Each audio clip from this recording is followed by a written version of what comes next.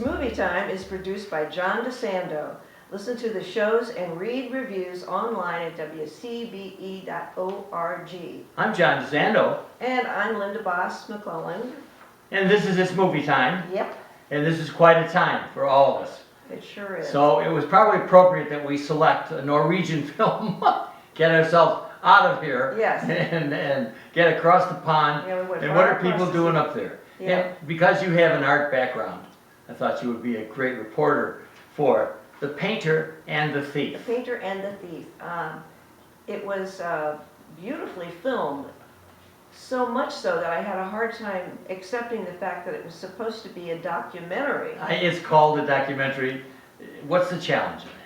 Well, they were showing parallel past of the artist and the thief, you know, going into their backgrounds and everything, and I kept thinking, they had to refilm some of this stuff. You know, they had to put it on film so people would understand their background stories. All right, Lindy, what is this about then? Let's.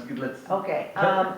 The two people that it involves is Barbara.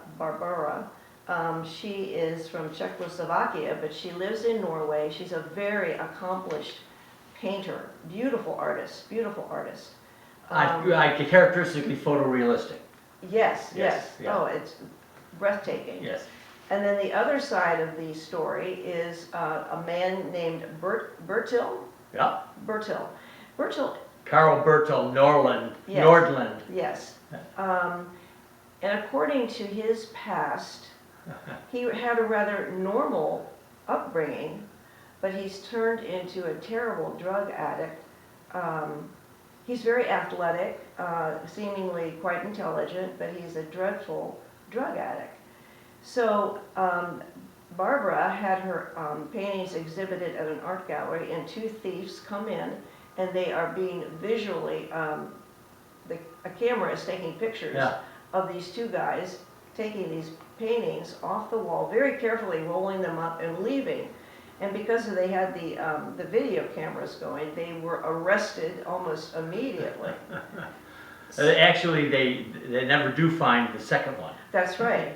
But the major thief is Bertil, and and so it happens in Oslo. What do we care? Da da da. What is interesting is that we look at documentaries and we love documentaries.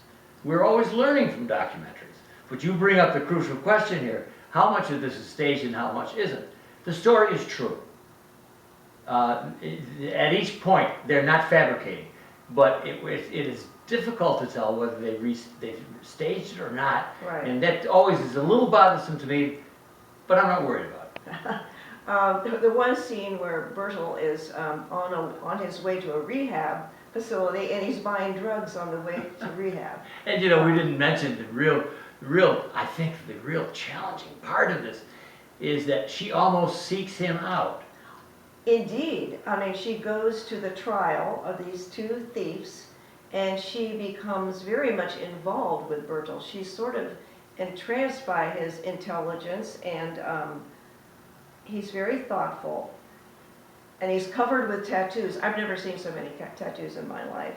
And they become friends. Yeah. And she asks him to have his portrait done by her. She wants to paint him. And so when he finally comes to see the finished product, he just dissolves into tears. I mean, emotionally, he just falls apart. I'll tell you, Lenny, it was at that point where I thought, okay, I can go with this film no matter what way, because I think his reaction to seeing his own portrait, and I think a lot of this is finding out who he is as a person. Right. Seeing that portrait stunned him into crying. So how, even if you set it up, how do you create a reaction like this? Yeah. Completely authentic reaction. Very, very authentic. Yeah, he just falls apart. Right. And remember, these are the two actors here are the real principles of the story. Why she pursues him, I think it has a lot to do with art. I think it had a lot to do with exploring new ways of seeing. I think they're all kinds of, I think in my written review I said this would stun a convention of Freudians. Whatever they're doing here. I think the major theme that goes through the movie is being seen by someone else and how that influences how you think about yourself. And so him having the portrait done, you know, gives him a whole new vision of himself. And so I think that was like the major theme for me. Sure. I remember you have a very bright new filmmaker here, Benjamin Ree, Yeah. who is there too. One of the things you and I began talking about is the presence of the camera itself in something like this. I kept thinking about that. Now, when did they start filming this and how? 3 years Okay, from the event. okay. So she had it in her mind. She was proposing it as a kind of thesis. After this happened to her, Oh, okay. she saw. So they working on it for 3 years. So yes, so it's a documentary, in a working documentary, Right. right? And it's almost divided into 3 parts. Her past, his past, and then the final chapter is the end of the movie, which I thought was a little disappointing. But you forget that Barbara is married because she gets so involved with Bertil. I don't think her husband's quite happy. Well, With no, it. but he sort of accepts it. And at one point, I think he points out that she seems to be attracted to danger. And Yes, that's a good and point. I think he compares her to a kid who likes to play in traffic. Yeah, right, that's a good one. Very So she just has this thing, so their friendship really grows deeper and deeper. You're not sure where it's going, I don't know. good. You know, one of the things I can see, if you got through all of the tattoos, he's a really very handsome man. Yeah. The kind of role that Christian Bale could play easily. Mm-hmm. And, you know, he does actually have some clean-cut looks, Right. a robust body. He's very he athletic. works out. So, it's like she, as an artist, saw that he was the subject. Even though he had stolen her painting, and by gosh, he can't remember where it is now. I know, he had very, very little memory of doing that because he was so drugged out. But yeah, it was just kind of fascinating to realize how much his life has been influenced by drugs, and it was pathetic. It really was so sad because I think he had a lot of potential to be something else, much more creative and expected. So where is this for our audience, Lenny? What can we suggest? We're usually cheerleaders. We usually select films that we think our audience will be interested in, and occasionally we find one that, like this one, that challenges us. So now, as we're presenting thousands of people with a film that they never heard of before, what would be any reason for them to go? Is it in Netflix? Do you remember?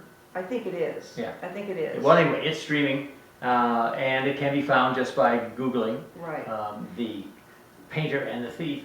But Lenny, I'd like to leave us with something, a characteristic of us, which is usually we're good cheerleaders, or we warn people. We perform several functions here. Right. What do you think? I think it was beautifully filmed, and again, the skill it took to make this to seem like a documentary was immense. Yeah. But I have to be honest with you, I didn't. Now are you revealing something new that all along here you've not been honest with us? You want to say that. But I mean, this was hard. This is going to be hard for me to say. I didn't dislike it, but I didn't really like it either. Yeah.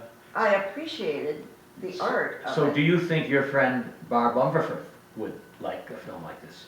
She has an art gallery? She might, because she is very interested in art, but I don't think she'd be that interested in the story. Okay, So, yeah. and because of that, I gave it a C. Oh, no, okay, no, that's, this is what we like. We like your honesty here. I, of course, liked it because I like all the turmoil, and because I'm really fascinated by art and the creation of art, and I think I got a little peek into what makes an artist really work here, and what does a guy who would seem to have no redeeming value, what does he bring to the table? We begin to see as it unfolds. He's a complicated guy. Very complicated. He has the heart of a poet. Mm-hmm. Yes. And I can see where they were attracted to each other, even if it wasn't physical. I can see it. But yes, this is one of those quirky coronavirus times for us, where we're Exactly. picking off the internet. I forgot to point this out. she does find one of her paintings in this dusty old storage unit. So one of the reviews that I read, I thought this was very cute, that's why I needed to repeat Yeah. it. One of the reviews called her the Raider of the Lost Art. Oh, Lenny, yeah, that's good. Leave us on a high note here. The film is The Painter and the Thief. It comes from Norway.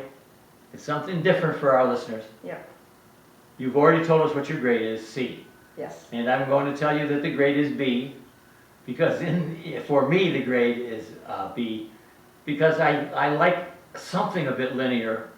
I like something that gives me a clearer perception, and I'm not sure I have the clear perception of these two people as much as I would like. But I am deeply grateful for Netflix for bringing it to us, Yes. and for letting me experience something like this. It expands my understanding of art a little bit more, and about the complicated process of art. And artists, you know what, they're just as crazy as we are.